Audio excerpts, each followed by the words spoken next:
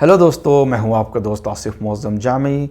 दोस्तों, आज हम लोग इंटेलिजेंस के मौजू को कंप्लीट करेंगे और बाकी जो दो किस्में रह गई थी उसको हम लोग बात करेंगे, जिसमें से एक पहली किस्म है बॉडीली किनेस्थेटिक इंटेलिजेंस।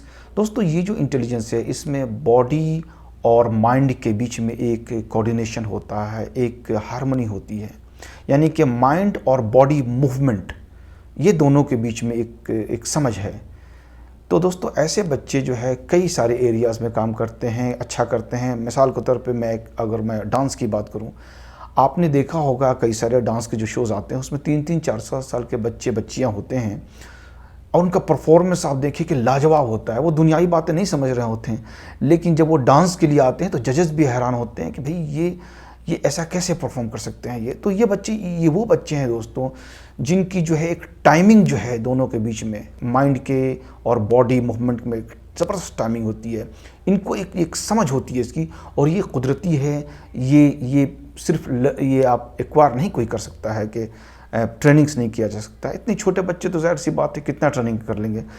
तो देखिएगा दोस्तों कि ये फील्ड है डांस में, ये लोग बहुत अच्छा कर लेते हैं। फिर एक सर्जन अगर है, आप देखिएगा कि सर्जन में भी जो एक बहुत ही चोटी का सर्जन है, तो उनके अंदर भी ये टैलेंट ज़रूर है कि उनके जो माइंड और बॉडी का जो मूवमेंट है इनके बीच की में एक ट्यूनिंग ज़रूर है। फिर आप देखेंगे कि जो एथलीट होते हैं ये बच्चे इस फील्ड में भी बहुत अच्छा करते हैं, जब अपने ये बॉडी के मूवमेंट को खासा कंट्रोल कर रहे होते हैं।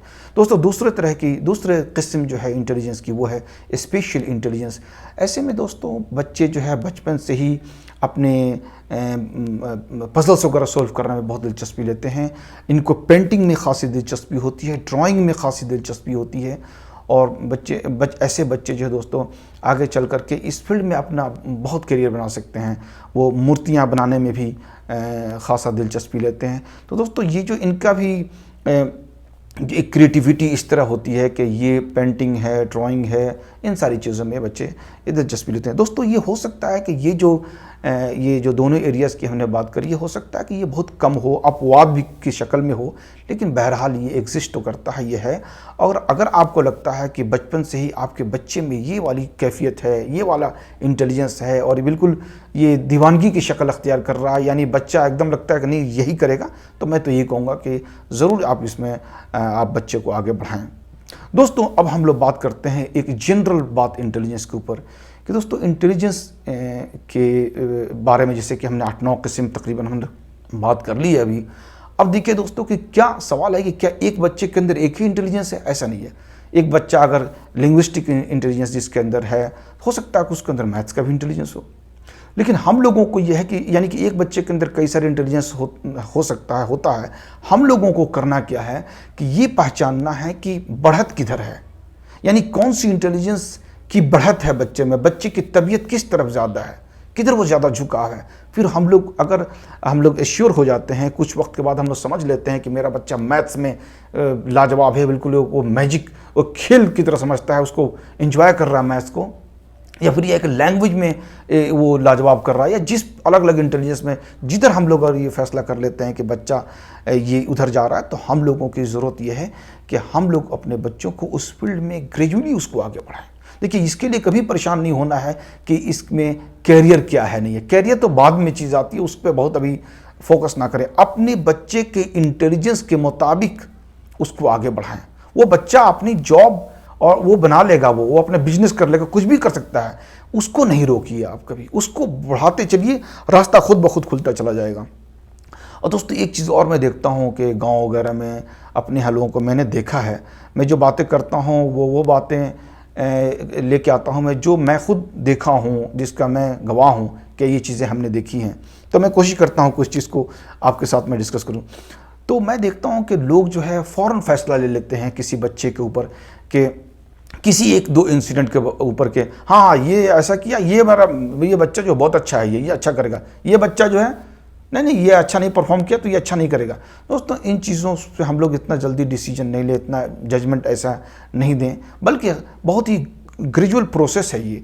धीरे धीरे हम अपने बच्चों को ऊपर उठाएं, बच्चों को सपोर्ट करें। हमारा जो मेन काम ये हो दोस्तों कि एज ए गार्जियन बच्चे के इंटेलिजेंस को बाहर निकालें। हम लोग जो उसकी परत दर परत जो उसकी टैलेंट है और वो ये नहीं है कि एकदम से दिख जाएगी, नहीं, हो सकता है कि अभी नहीं दिख रही है, बच्चा खामोश है, कुछ खास कुछ नहीं शो कर रहा है, हो सकता है अगले साल दिख जाए, हो सकता है 2 साल के बाद दिख जाए। तो ये है कि आप वेट करें, आप यानी कि जल्दीबाजी में कोई ऐसी बात ना करें, कोई जजमेंट ना लें, निगेटिव जजमेंट ना लें कि कुछ ऐसी बात कह दें कि उसका दिल छोटा हो, बल्कि यह है कि हमारा रोल ये हो कि हम बाहरी सपोर्ट जितना हो सके दे सके बच्चे को, साइकोलॉजिकल सपोर्ट दे दें, बाहर से जो सपोर्ट हम लोग दे सकते हैं, यानी कि बेहतरीन किताबें, बेहतरीन टीचर। दोस्त, एक बेहतरीन टीचर आपके ज़िंदगी में, आपके बच्चे की ज़िंदगी में अगर आ गया तो बच्चे की ज़िंदगी बदल सकती है। तो दोस्तों, हम लोग जो है ना बहुत ज़्यादा फौरी तौर पे जजमेंटल ना हो जाएं कि ये ठीक है, ये ठीक नहीं है, बल्कि हमारा फंक्शन ये हो दोस्तों कि हम अपने बच्चों को जितना बेस्ट से बेस्ट सपोर्ट आप दे सकते हैं दें, और बच्चों के टैलेंट को कोशिश करें, हुनर को बाहर निकलने दें, उसको आने दें सामने, उसको दबाइए नहीं किसी वजह से कि जो है वो रुक जाए और फिर वो पता चले कि गलत रास्ते में पकड़ लिया। दोस्तों, मुझे एक वाक़या मेरे अपने स्टूडेंट मेरा यहाँ था, मैं आपसे शेयर कर रहा हूँ उस वाक़ये को, कि वो बच्चा जो है पूरे सेमेस्टर मुझे याद है कि क्लास में बिल्कुल मेरा डल स्टूडेंट था, वो बहुत ही डल स्टूडेंट था, कभी उसने पता नहीं पास किया भी कि नहीं, लेकिन वो कभी मेरे सब्जेक्ट में कोई परफॉर्म अच्छा नहीं किया, वो हमेशा बैठा रहता था, बिल्कुल ऐसा लगता था उसकी समझ नहीं है, और मुझे याद रह गया कि ये बिल्कुल ये सही नहीं है। कुछ दिनों के बाद हमारे यहाँ एक प्ले हो रहा था, उस प्ले में हम लोग गए देखने के लिए, देखे कि मैं हैरान हो गया देख करके कि वो बच्चा यूनिवर्सिटी की तरफ से प्ले कर रहा था और बाहर से भी 1-2 एक्टर आए हुए थे, और वो बच्चा जब वो एक्टिंग स्टेज पे आया तो लाजवाब एक्टिंग कर रहा था, वो बेहतरीन एक्टिंग, यानी कि अब यूनिवर्सिटी ने उसको जो सेलेक्ट किया तो जाहिर सी बात है कि एक प्रोसेस से गुजर के आया होगा, एक्टिंग में उसकी महारत होगी। तो अब दोस्तों, मैं ये कहना चाह रहा हूँ कि जो बच्चा मेरे क्लास में बिल्कुल डल था, मेरे क्लास में बिल्कुल मेरे नज़रों में कुछ नहीं था, ज़ीरो था, वो बच्चा एक्टिंग की दुनिया में लाजवाब था। तो दोस्तों, ये बात याद रखना है हम लोगों को कि हम लोग हर बच्चे को अपने चश्मे से ना देखें। हम समझ रहे हैं कि भाई ये लड़का हमारा 4 लाइन 5 लाइन अंग्रेजी बोल रहा था, हम समझ रहे ये तो बहुत कमाल का बच्चा है, ये हो सकता है कि दूसरा बच्चा वो अंग्रेजी नहीं बोल रहा है, मिसाल के तौर पे कह रहा हूँ, नहीं बोल रहा है, हो सकता है उसकी वो टैलेंट जो हमको नहीं दिख रही हो उसको बहुत ऊंचाई पे लेके जाए।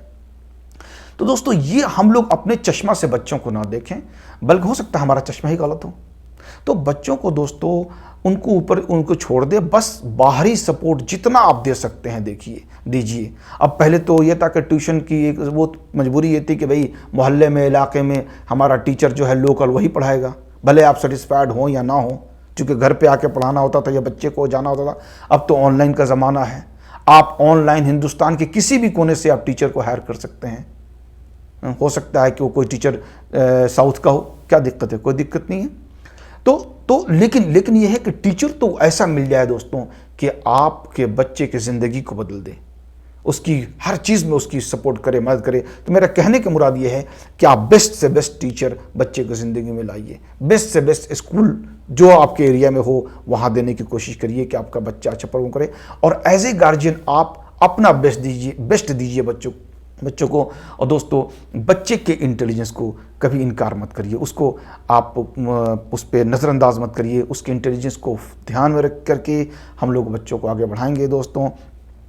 और जो भी टीम होगी कल को जो आपके बच्चों को सही मशवरा देगी, सही करियर काउंसलिंग करेगी, हम लोग उनका फ़ायदा ज़रूर उठाएंगे। दोस्तों, मैं समझता हूँ कि ये टॉपिक यहाँ मैं कंप्लीट किया, और मैं आपसे कहूँगा कि आप हमारे गांव के भाइयों बहनों को ज़रूर पहुँचाइए, जिनको शायद कि किसी को कुछ इससे फ़ायदा पहुँच जाए। और बहुत जल्द दोस्तों हम कोशिश करेंगे, देर हो जाती है मुझसे, मैं कोशिश करूँगा कि नेक्स्ट टॉपिक को लेकर के आपके बीच में हाजिर हूँ। बहुत शुक्रिया दोस्तों।